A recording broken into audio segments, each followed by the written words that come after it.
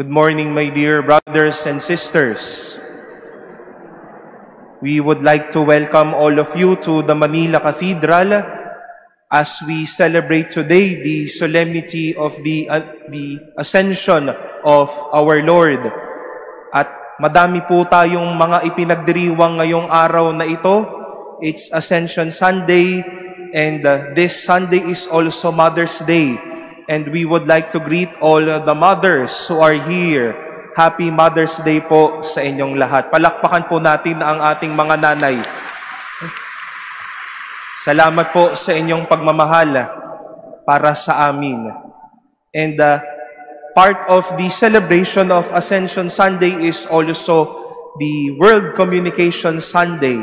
And we thank the brave and the great contribution of our social media communicators sa ating simbahan at sa ating pong lipunan for always bringing us good news. Maraming salamat po sa inyo. Palakpakan din po natin sila. No? Napakalaki po ng kanilang ambag sa ating pananampalataya at buhay.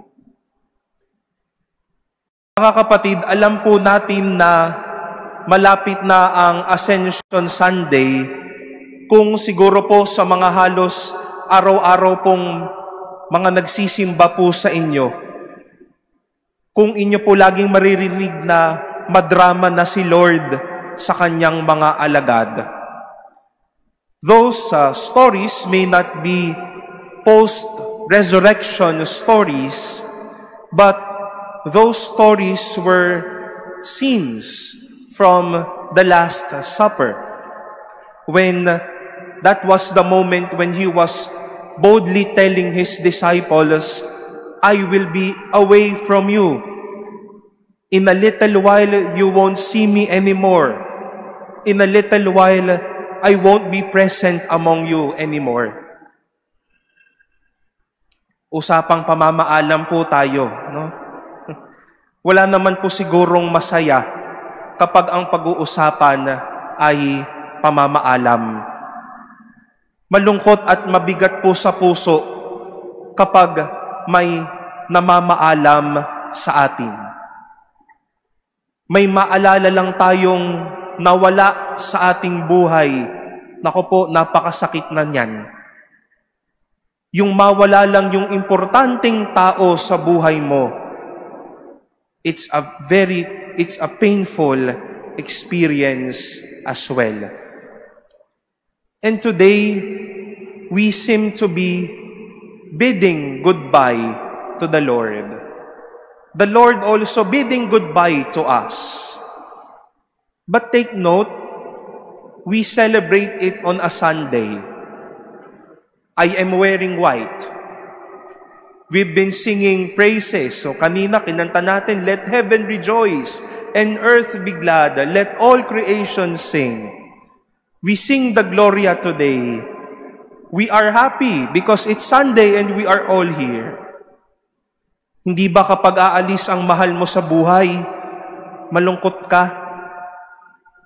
But it is far different from Jesus. When He bid goodbye, hindi naman po siya nawala at parang nakalimot na. When He ascended to heaven, He promised, I will work with you, I will be side by side with you, I will stay in your life. Kikilos ako, katabi mo ako, mananatili ako. If there is one consoling, or shall I say, a unique element in the Gospel of St. Mark's Ascension story, this is the detail. Sinabi po ni San Marcos, but they went forth and preached everywhere while the Lord worked with them. Nasa langit man si Jesus, nakaupo man siya malapit sa kanyang tatay, pero patuloy pa din yung kanyang pakikipamuhay, kumikilos pa din siya, at nagpapalakas pa din siya ng puso at buhay ng kanyang mga alagad. The Lord working with them. And isn't it a very consoling experience and an encouraging experience when someone works with you? Or shall I say, masaya din pong magtrabaho o ipagpatuloy ang buhay kapag alam mong nananatili yan sa iyo. He stays or she stays even he or she is distant from you. Or shall we say, malapit din siya sa iyo. Mahirap po yung pagmimisyon ng mga alagad nung panahon ni Jesus. Napakadali po magmisyon ngayon. Mayroon tayong live streaming.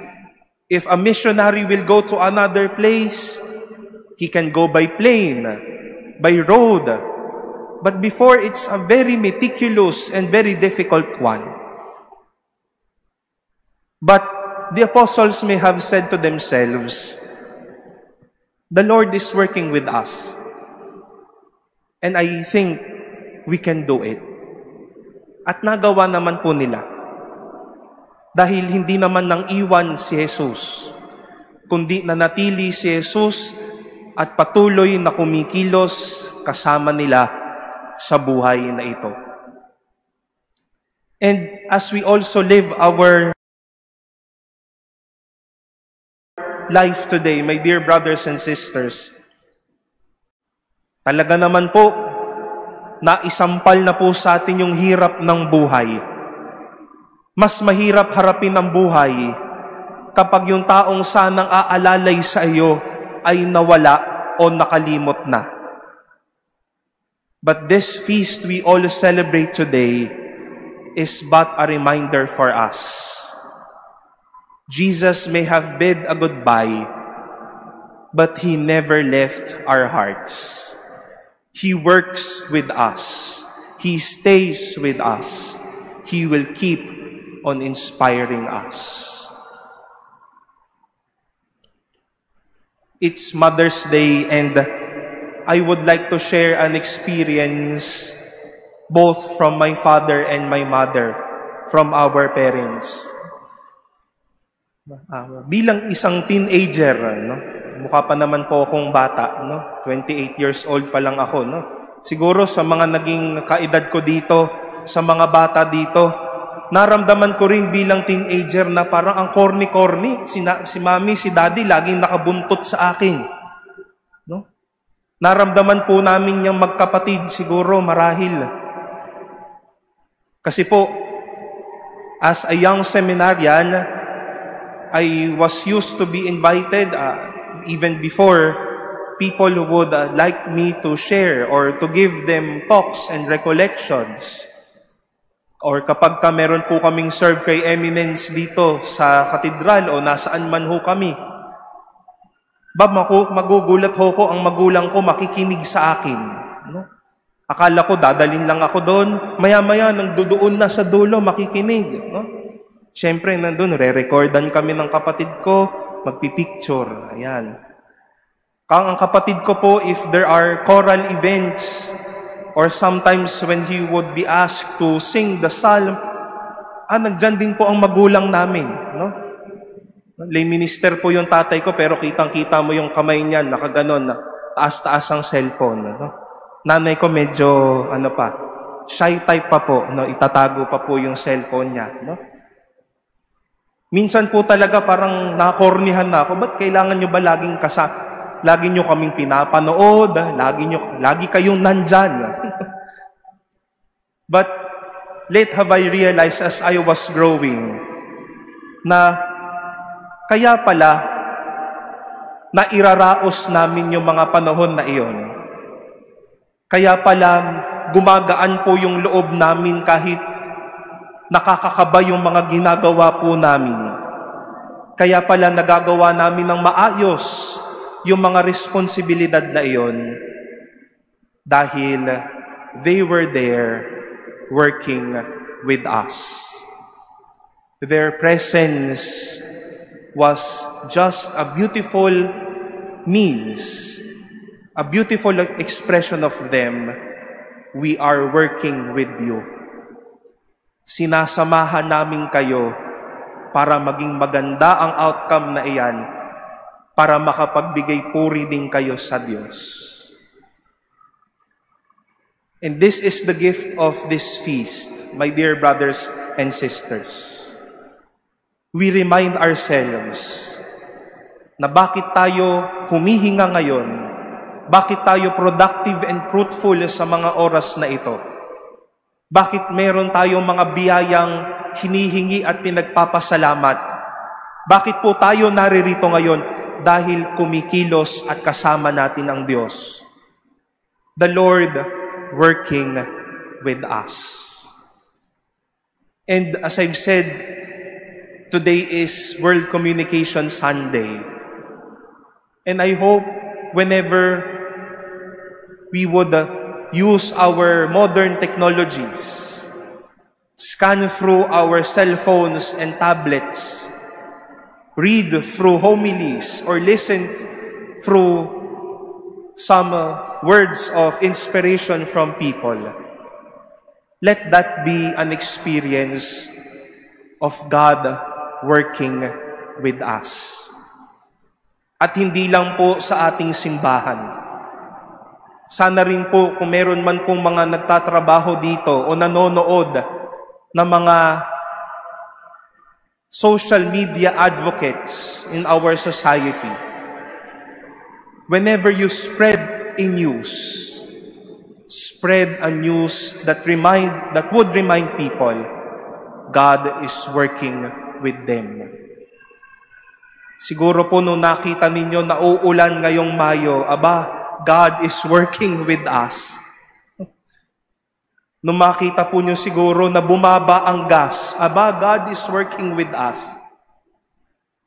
Kung siguro sana mapakinggan ng Diyos na taasan ang sweldo, God is working with us. It's our prayer, my dear social media advocates, spread the good news, reminding us that God is working with us. To you, my dear mothers, sa mga nanay, sa mga lola po na naririto, you are but reminders of us, to us, that God is working with us. Salamat po sa mga palo ninyo. Salamat po sa pag-alalay ng mga kamay namin nung kami ay sumusulat. Salamat po sa paghahanda ng baon, sa pagpaplansya at paglalaban ng aming mga damit. Salamat po sa pagdadala ninyo sa amin sa Diyos. These are just but reminders and our expression that God never left us. Hindi po tayo malungkot sa araw na ito, mga kapatid, dahil hindi tayo iniwan. Mas pinaalala pa sa atin na hindi siya aalis.